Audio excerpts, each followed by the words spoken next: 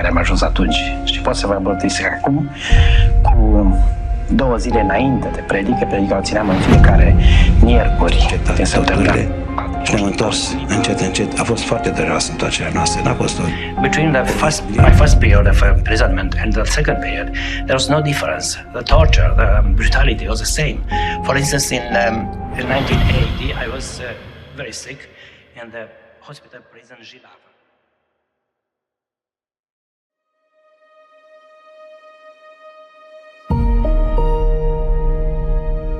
Dumnezeu n-a venit în lume să explice suferința. Când a venit în lume ca să pună în capăt suferinței. Dumnezeu a venit în lume ca să umple suferința umană cu prezența Lui. A fost ca o revelație pentru mine. Și am înțeles că în suferința noastră noi eram plini de prezența Lui Iisus Hristos.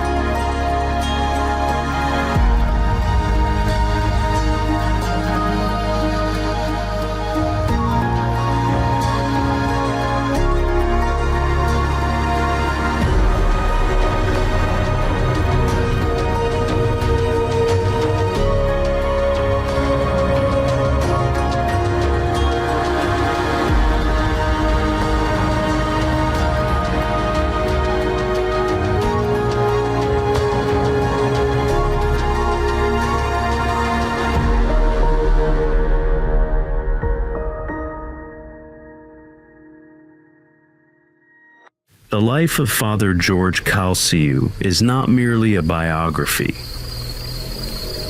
not simply a chain of events within a storm-tossed century. It opens before us like a living icon, a summons to behold how God shapes his saints from the humblest clay, passing them through the furnace of suffering until they shine with his light. In a quiet corner of the Danube Delta, where the waters of St. George's Branch wind among the reeds and the sky stoops down to touch the earth, the village of Mamudia welcomed a child into the world on November 23rd, 1925. He was the youngest in a large peasant family.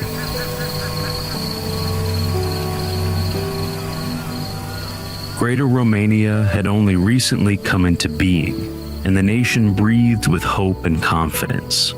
In that small universe of village life, between the furrow of the plow and the toll of the church bell, began the journey of the one who, in time, would become Father Gheorghe Calciu, confessor of Christ and living witness of sacrificial love.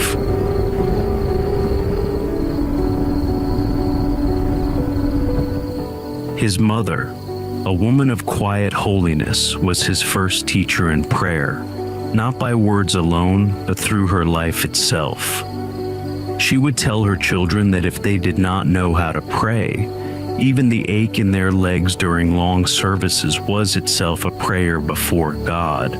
From such simple wisdom, little George learned that God receives everything, the tear, the weakness, the very weariness of the body, that nothing is wasted in his presence.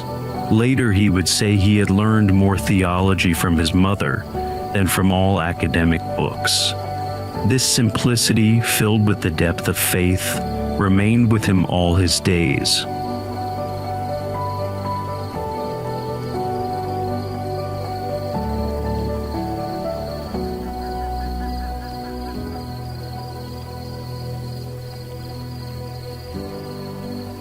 Even as a child, he was touched by the uncreated Taboric light, a vision of his garden flooded with a radiance without shadow, where time itself seemed to vanish. It was a calling, not to ease, but to a life consumed with the longing for God.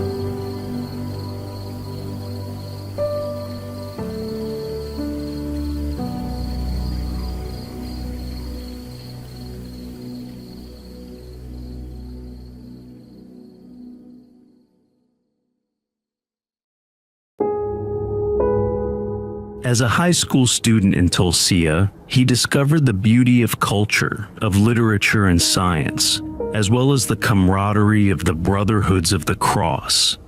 His dream was to become a physician, to bring healing to the people of his village. But when God lays his hand upon a life, it rarely follows the path we have planned.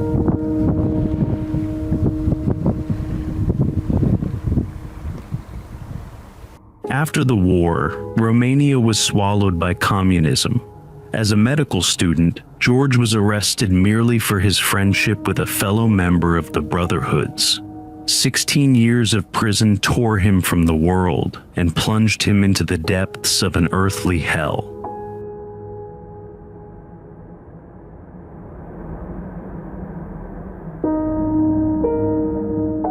He came to know the prison of Pitești, the abyss of re-education, where men were tortured into betraying themselves and renouncing Christ. He too stumbled, he too gave way. Yet he confessed with humility, "God raised me up."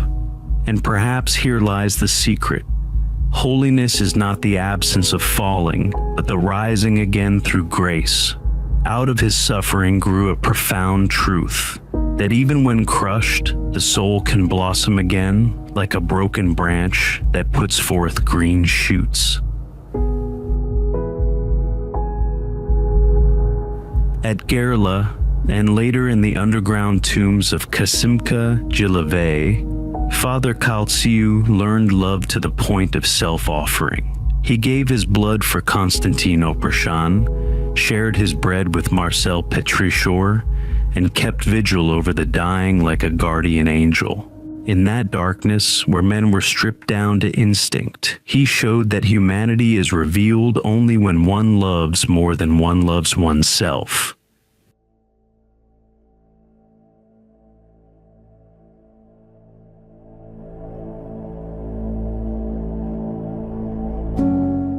Freed in 1964, after long years of captivity, he could have remained a shattered man.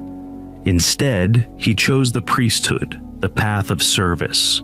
As a professor at the Radu Seminary, he was deeply loved by his students, for he spoke not only with his mind, but with his heart. In 1978, he had the courage to deliver his famous 7 words to young people. At a time when Ceausescu was raising churches and striving to root out faith itself, his words fell like burning seeds into youthful hearts. For those words, he was imprisoned once more, arrested, tortured, locked away and eye out. And yet, even there in the darkness, he beheld the radiant light of Christ. His witness was unshakable. No prison can confine a soul that prays. The prayer of the heart surrounded him like an unbreakable wall during interrogations.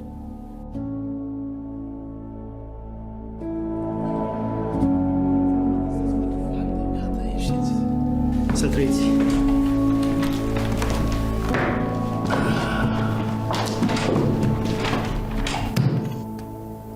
Cetățene Calciu Gheorghe Dumitreasa, vă informăm că în baza decretului 411 pe 1984, semnat de tovarășul Nicolae Ceaușescu, președintele Republicii Socialiste România,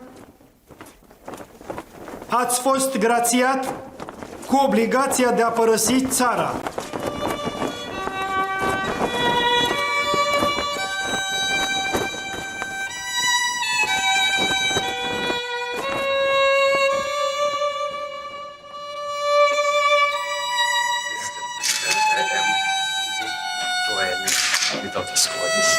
Pleased to have you.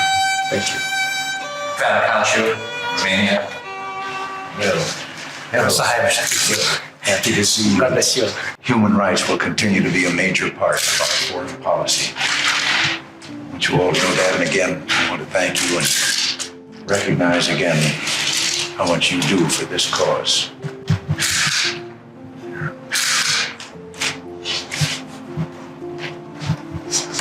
There it is. Signed and ready to be delivered. I wrote a letter to Mr. President about the situation in Romania in 15th of November. In 1985, under international pressure, Ceausescu expelled him to America. There, Father Calciu began anew from scratch as a foreigner. He labored in construction, then became priest of Holy Cross Church in Washington, which under his love grew into a true spiritual family. Many souls, Orthodox and non-Orthodox alike, found their warmth, comfort, and a way back to God.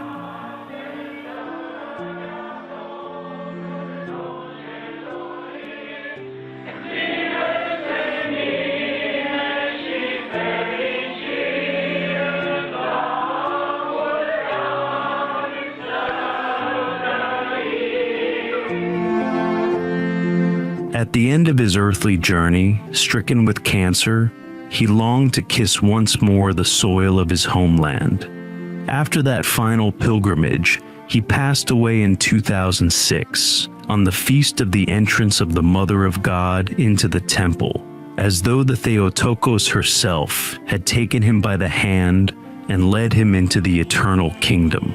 He was buried in Romania at Petrovoda Monastery among the firs of Moldavia, where thousands of faithful followed him to his rest, honoring him as both confessor of Christ and loving Father.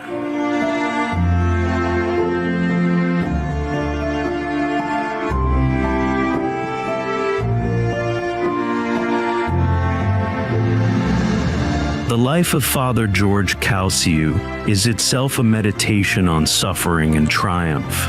It shows us that a person is not defined by what is taken away from him, but by what he gives. Above all, it proclaims that love, the love that sacrifices, that nourishes, that heals, that never spares itself, is the one force that makes life stronger than death.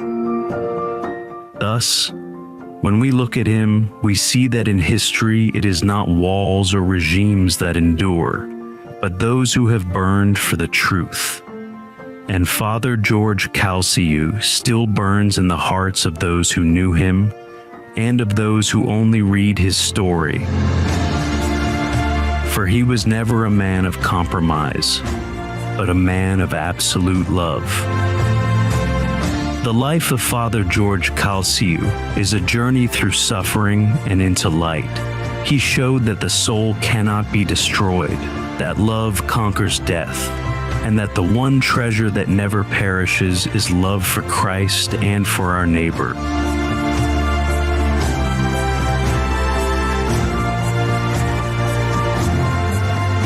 From that treasure he still offers, even now, crumbs of the bread of love, crumbs that never diminish and that make us immortal.